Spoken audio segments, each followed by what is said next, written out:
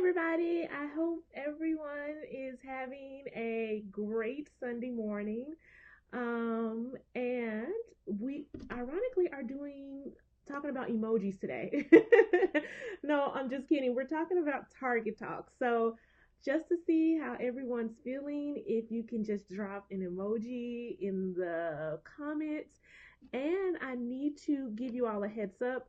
Today I'm going to share an incentive that I've used with my class, which is called Speaking Bucks. It's a free incentive. If you want to go over to My Adventures in ESL / Target Talk, then you can see the incentive. It's called Speaking Bucks, and I'm going to get into that for today's lesson. So today what we're going to be talking about is how to use a specific speaking strategy called Target Talk in your classroom. Is great. It's an intentional activity to get your students using academic language, and it's Target Talk, and we use it every day to introduce our learning objective and learning targets. Just a little bit about me. My name is Millie. I am first and foremost an ESL teacher. This year I teach eighth grade intermediate, but in the past I've taught newcomers, beginners, intermediate, all sixth through eighth grade. I also am a peer mentor and peer coach for half the day, and I also assist with curriculum writing as well with the school district. So I'm very busy. I love my job, and I'm just really, really happy to be here with you today. So once again, just to review, a couple of things that we're going to do is talk about what specific speaking strategies that you're using in your classroom to encourage your students to talk. And today I'm going to explain one in particular with you, and it's called Target Talk. Okay, so I'm going to go ahead and jump in and get started. If you haven't already, go to myadventuresesl.com / Target Talk. Download those speaking bucks for you. Okay, so I'm going to go ahead and head over to the PowerPoint, and let me, okay, so once again, I want to be prepared, so I have my notes here. So you may see me looking down every once in a while to make sure I cover everything. So the first thing is Target Talk. And before we get into Target Talk and what is Target Talk, we need to talk about what is a learning objective. Some people call them learning targets, learning objective. What is a learning objective? And a learning objectives are brief statements that describe what the students are going to learn by the end of the school year. It can be the end of your course, your unit, lesson, project, or class period. I got this great definition from Ed Glossary. In the context of what we're talking about today, a learning objective is going to be a brief I can statement said by the students of what they are expected to learn by the end of the lesson. Okay? And you're probably like, well, why are learning objectives important?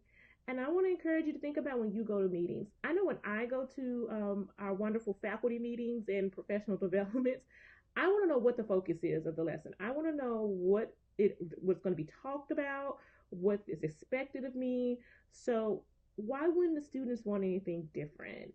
So a learning objective or a learning target, I'm going to use those two interchangeably, is the focus of the lesson for the students. And why is it important for you? Well, it directs your instructional strategies. It tells you as a teacher, okay, this is the goal for the lesson today. So I need to teach this, and this so the students can get to the learning objective.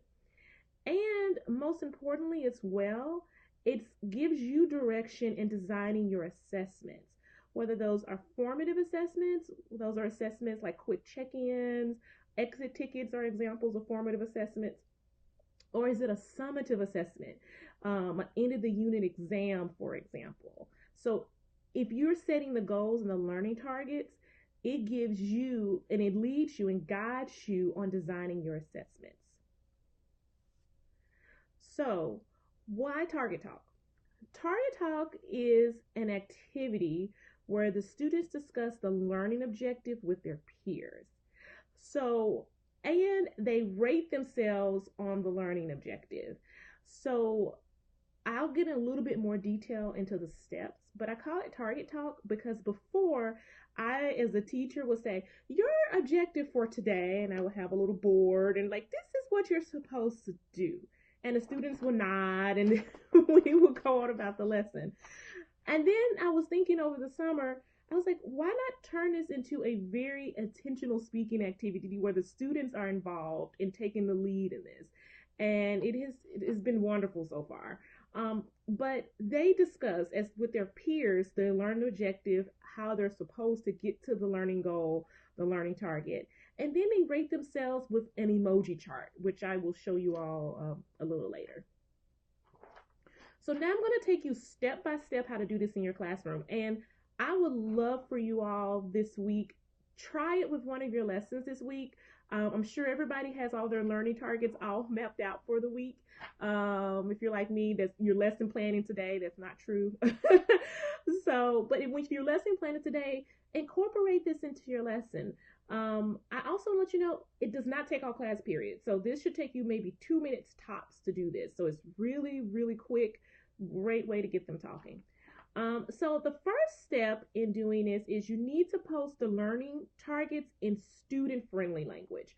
A lot of learning targets come from standards, and those standards we all know or need to be broken down.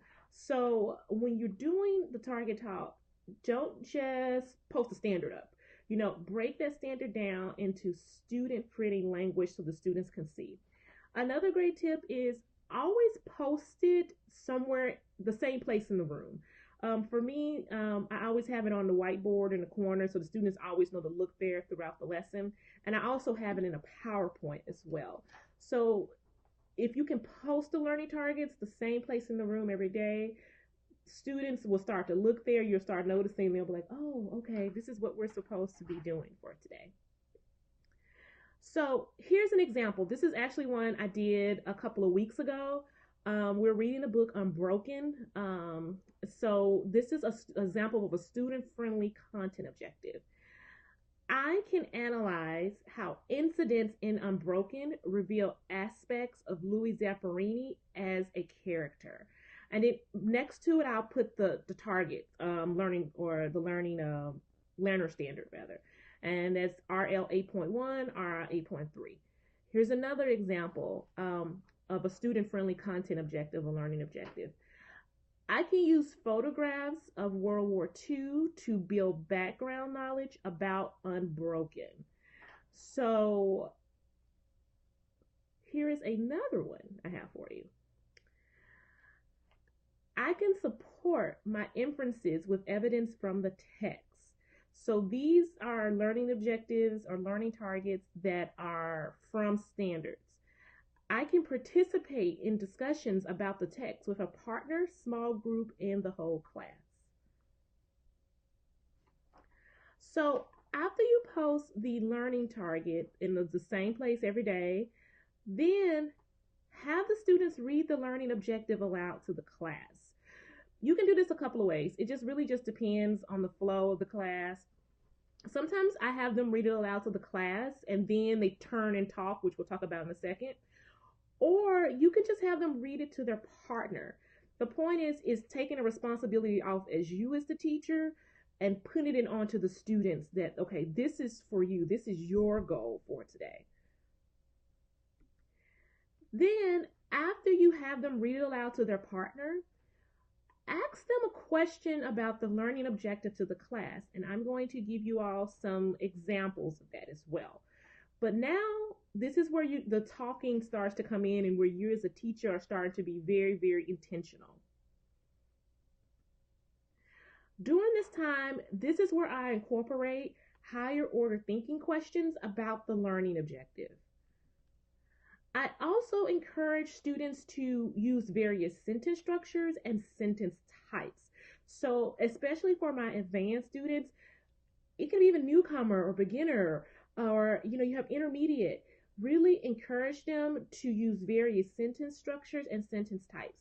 For example, when I was looking at the data for my students last year on their scores, I noticed a lot of them were not using complex and compound sentences in their writing, in their speaking. So that's something I really have been pushing for them this year. And I talked to them like, hey, are you all using a complex sentence in your writing? Hey, are you using a compound sentence? And at this point, they're probably like, oh, I'm so tired of hearing that. But I noticed at first it was difficult, but I'm noticing with their writing and their speaking that they're using them, which I'm really proud of them.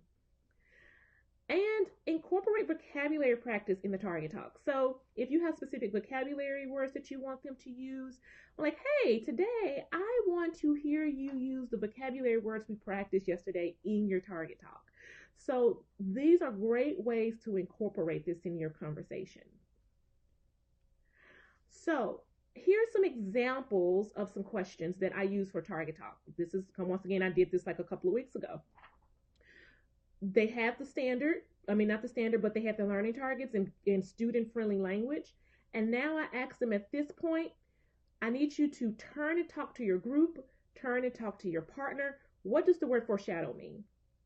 They turn, they talk to their partner about it, and then I ask again, what is the first incident the author shares with us to introduce us to Louis? They turn to talk to their partners about it. And then we discuss, how might this incident foreshadow what's to come? And then they turn and they talk to their partners about it. And I, as a teacher, what I'm doing right now is, for you, this is a great formative assessment. It's amazing. Like, as a teacher, I am walking around the room. I'm like eavesdropping in on the conversations and listening. And I'm like, okay, my teacher radar is going off right now that, hey, they really understand this. So maybe I can move forward. Or I see that they don't understand what this means. Maybe I need to focus a little bit more on what foreshadowing is. So this is a teacher is just a great formative assessment for you. And I'm going to give you another example. I think I have another one. We were talking about President Roosevelt's speech, and I asked them, I was like, what does point of view mean? How can you determine someone else's point of view? And according to the progression of standards, this is something that they, I was under the impression that they talked about this last year. But when they got to this target talk, and a lot of them were like, hey, do you know what point of view is? And the other person's like, I don't know what point of view is. I knew at that moment, okay, I need to stop, and I need to maybe do a quick little mini lesson on point of view. I need to clarify some questions about point of view. But this was a great example of doing that. And the fourth step that we have the students is, and I already told you about this, they turn and talk to their group about the questions. And the key to success is being intentional during this time period. So when I'm creating the questions, I'm being very, very intentional about what I have in the lesson. And I also, like I said earlier, the questions that I have and have them answer, I'm also encouraging them, like I said, using the vocabulary, using compound and complex sentences, that they're speaking confidently about the topic as well. So during this time, I mentioned a moment ago that I am rotating around the room and I'm listening to what they're saying and getting a good understanding. Also, during this time when I'm rotating around the room, I have a little clipboard, and on the clipboard, I have what I call speaking bucks. And this is a great way to hold the students accountable in the classroom. And so what speaking bucks is, it's a rewards program that I created to get students talking. And so how does that look? Well, I'm walking around the room and I am listening. So, for example, this past lesson this week, I was listening for compound and complex sentences, them speaking confidently, them speaking from a different point of view. So as I'm going around to the groups and rotating, I'm listening for those things. And when I see that they've checked off things on this list, then I will just check it off, and then I'll put out total points. So at our school, we have what we call live school. And you can reward students positive points and negative points. It's a great tool. But you all may have heard of Class Dojo, which is something very similar. And so what I do is I'll just check off like whatever they did and then put the points, and then they can just at the end of the week, at the end of the day or whatever, they just say, hey, Miss Williams, I want to cash in my speaking bucks. And then I take the speaking bucks and then I put it in the reward system for their points. So some things that how it looks like that I have in the reward system, I have like, I don't know, maybe it's a thing with your students too. They love those hot Cheetos.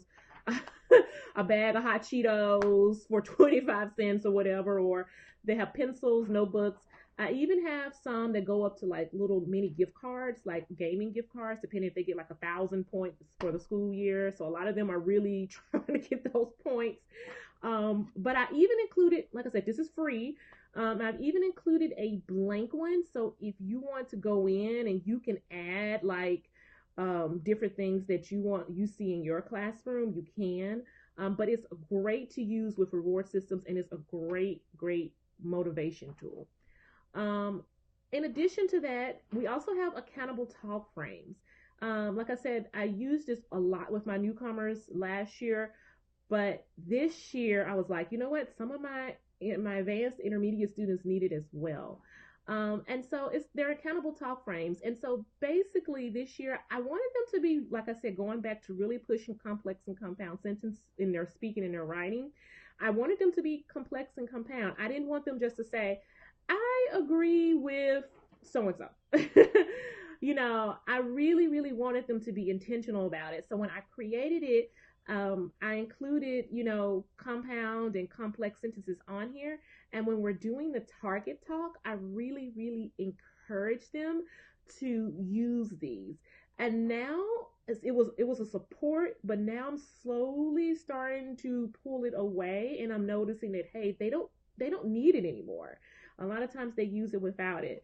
I know us as teachers have those moments when somebody raise their hand to say the answer, and then they say, oh, they took my answer. And I'm like, okay, let's be mature. We don't say that they stole my answer. We say, I agree with her because, and you list your reason. But this is free as well. It's included in there. It's great for your classroom. I put mine on colored paper, laminated, throw them on the tables, and they're there. And they can be great for any classroom as well, not just ESL. So if you have a math teacher or social studies, science, visual arts, use it, share it with your school. It'd be great in every class. So after discussing the learning targets, the students will then rate themselves using an emoji chart. So I'm going into detail with you all about this today because I want y'all to specifically know. But like I said, this is a very quick process. And I tell the students, I'm not going to sit here and spend 20 minutes on you rating yourself. Think about it. Get your emoji stickers out. Side note, which I'll be after this making emoji stickers for the students because they're like, when are you going to give us our stickers? And the students have a data binder, which I'm going to show you a tour of next. So basically, after we discuss the learning targets, I give them a moment using emojis to rate themselves. How well do you think you're doing with this learning target? So here's an example of the emoji chart that I created for them. So it starts out at beginning, developing, approaching, and mastery. So on the beginning level, level 1, it's basically saying, I'm discovering how to do this and I need some more practice. And then if they're here, they'll take the sticker here and put it on the chart. Developing, I can do this if I look at an example. Approaching, I understand and can do it by myself, and I will be able to teach others soon. Or mastery, I understand this very well and can teach it to a classmate. Here is the chart. So I have, at my school, they have a poster maker. And so I made a huge chart and I put it on the back wall. And I'm like, hey, you guys, you have the chart in the front of your data binder, but we also have our level understanding chart here. And, you look at it and you all rate yourselves. And it's really good to come back to in the lesson as well. And this is how it looks in their notebook. So, for example, RI 8.1, then they take their emoji sticker. And you don't have to have emoji stickers to do this. I'm just I was being extra, but you could just have them, if you go back, you can just have them do one, two, three, or four. You don't have to have the emoji stickers, just as a note, okay? Um, but you can go ahead and put your have them put the emoji. I have them put the number, and then we date it. And you can have them do this once in the lesson, twice in the lesson. It's preferable you have them do it at the beginning of the lesson. Some teachers, I was even looking at a great YouTube video where she said, have them doing it at the beginning, middle, and end. So I'm going to start implementing that in my classroom. But definitely have them do it at the beginning of the lesson and the end of the lesson. Sometimes, times is tight. So I may have them do it at the beginning of the lesson and then come in the next day, as you can see, and then have them rate themselves on it that next day. But here, like I said, they just put the emojis here and then the number, and then they date it. Also in our data binder, we're WIDA State, but whatever language assessment you use, I have them at the beginning of the year basically just use whatever their scores are, and they just graph their scores. So that's also in our data binder, our ELL data binder. And then we have a weekly reflection letter where they basically reflect on their actions for the week, what they do well, what did they need work on. And in here, I have like a checklist and a rubric, like of all the things that I would like to see in the letter. And so that's a great tool that you can have as for student reflection as well. And in there, this is a blank version of how it looks. I actually got this, and I will put the link to it from a teacher pay teacher seller. I forgot her name. But I would like to say is she gives you an edible template, but I completely like just went in there and just did my own thing with it. So, but I'll still link her if you want to edit it however you want to. But it was a great tool. Actually, it goes up to 6th grade, but I just used the blank template to add the 8th grade standards. And also she has in there like where you can do pre-assessment and post-assessments. And so I've been having them graph those as well. And we have like speaking and listening, using the standards or our Common Core standards. I have them do the speaking and listening so they can be practicing throughout the year. And like I just mentioned to you all, at the end of the lesson, we return to the target talk and have them evaluate themselves using the emoji chart. And so that'll be great. So a lot of times what happens is I've seen students, and it goes both ways. I've seen students who are like really confident and they rate themselves all 4s with the glasses because they think the glasses look cool. And then at the end of the lesson, they'll be like, I realized that maybe I need some more practice with this, and they'll go down to maybe a level 3. And vice versa. I've seen students who maybe just been a little shaky with their confidence, and they're like, I think I know this a little, and they've rated themselves a 2, and then at the end of the lesson to see them rate themselves a 4, which is really great. And last week I talked about language objectives. You can do this with your language objectives. Please do this with your language objectives. It'll be great. You can have a learning target and you can have your language objectives. It's just a really quick way just to get an assessment or to gauge where your students are with their learning. So let me go back.